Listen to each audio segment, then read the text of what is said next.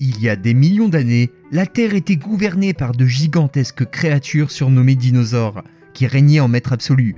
Leur taille colossale et leur apparence fascinante ont toujours captivé notre imagination depuis leur découverte. Mais il existe aussi d'autres créatures qui vivaient à cette époque et qui n'étaient pas des dinosaures à proprement parler, mais qui étaient redoutables. Le comportement de groupe était plus fréquent chez les herbivores que chez les carnivores. On savait déjà que les herbivores se déplaçaient en groupe pour s'assurer une plus grande protection face aux prédateurs, mais on pensait que les tyrannosaures étaient les seuls carnivores à chasser à plusieurs. Cependant, un grand carnivore qui aurait pu vivre en groupe est le Mapusaurus rosi. Les chercheurs pensent que cela est dû à une découverte dans une carrière en Patagonie, où ils ont trouvé plus de la moitié des ossements de Mapusaurus. Cela suggère au moins qu'ils vivaient ensemble quand ils sont morts. Si cette hypothèse est vraie, les proies potentielles ont dû vivre un enfer, car un Mapusaurus aurait été suffisamment dangereux pour affronter une proie seule.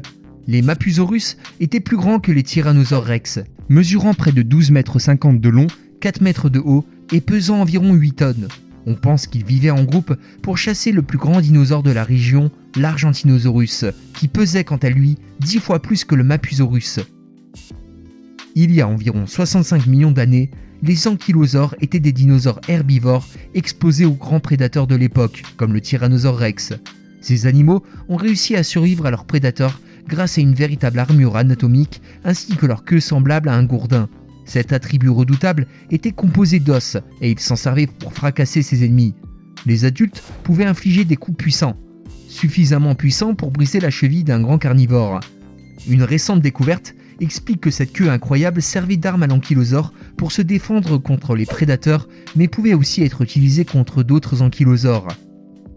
Le Triceratops, signifiant visage à 3 cornes, était un dinosaure herbivore que l'on connaît tous. Il faisait partie du groupe des cératopsiens et était facilement reconnaissable grâce à ses cornes acérées émergeant de son front anguleux, mais aussi grâce à sa grande collerette couronnée de nodosités. Il mesurait 3 mètres de hauteur et 9 mètres de long et pesait entre 4 à 6 tonnes. La caractéristique la plus remarquable du Triceratops était évidemment ses cornes. À l'âge adulte, les cornes atteignaient 1 mètre de long et étaient courbées vers le haut. Elles étaient utilisées pour se battre contre d'autres Triceratops pour obtenir des partenaires ou encore des territoires, mais aussi pour se défendre contre leurs prédateurs de l'époque.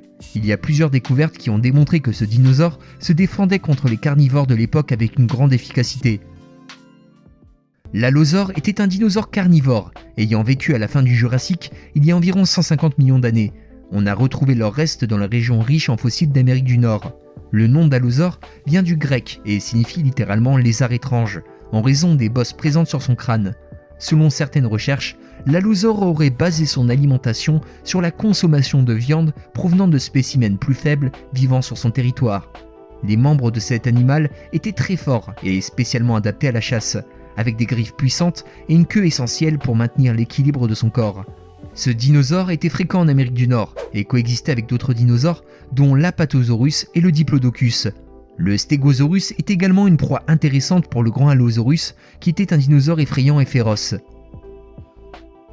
Le Troodon était un genre de dinosaures intelligents qui ont habité notre planète pendant la période du Crétacé, il y a environ 72 millions d'années. Le nom Troodon formosus fait référence à leurs dents pointues et dentelées, qui étaient probablement assez puissantes pour arracher des morceaux de chair de leurs victimes avec une grande facilité. Leur répartition géographique suggère qu'en fonction de l'endroit où ils se trouvaient, le Troodon pouvait présenter de légères différences en fonction du climat. Par exemple, ceux vivant dans des régions plus froides étaient plus grands que leurs cousins vivant dans des climats plus tempérés. Il est même possible que la quantité de plumes différait.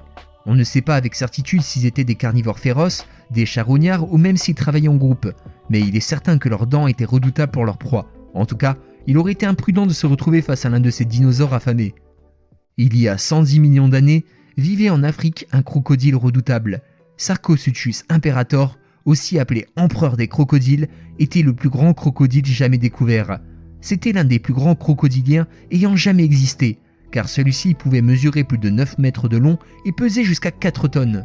Il hantait les cours d'eau africains en quête de gros poissons, mais il lui arrivait de chasser les dinosaures venant s'abreuver. Il possédait de nombreuses dents tranchantes et un long museau.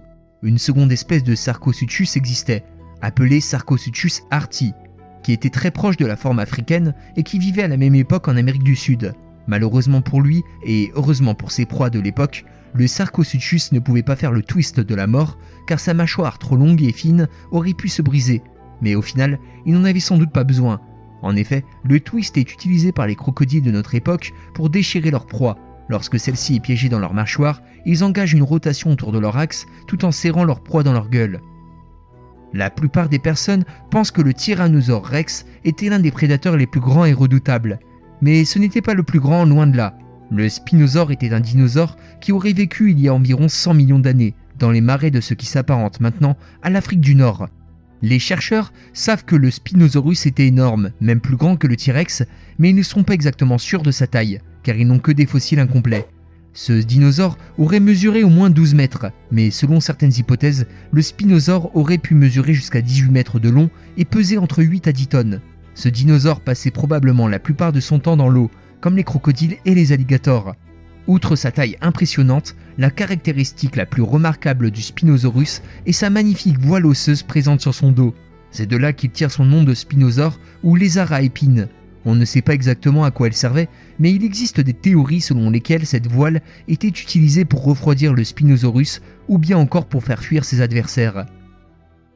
Il y a entre 140 et 70 millions d'années, les Asdarchidés étaient une famille de reptiles volants dont certains d'entre eux étaient les plus grands êtres volants que la Terre ait connus. Leur nom trouve ses racines dans le mot perse Asdar, qui désignait une créature légendaire de la mythologie persane semblable à un dragon.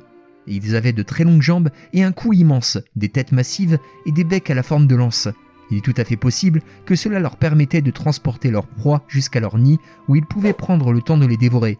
La plupart d'entre eux se nourrissaient de petits dinosaures et de jeunes récemment éclos, mais des plus grandes espèces Asdarchidées pouvaient s'attaquer à de plus grosses proies et sont qualifiés de charognards. Certains scientifiques pensent qu'ils se nourrissaient plutôt de poissons et de crustacés. Les plus grands avaient une envergure allant jusqu'à 12 mètres, comme le Quetzalcoatl. Ce petit dinosaure est un Sinosauropteryx.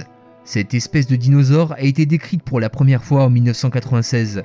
Il aurait vécu dans le nord-est de la Chine il y a environ 125 millions d'années. Ils avaient de petits bras étranges, de longues queues et mesuraient environ 1 mètre de long et pesaient environ 680 grammes. Le Sinosauropteryx possédait des plumes colorées qui lui permettaient de se camoufler. Physiquement, il possédait des rayures et notamment un bandeau noir sur les yeux.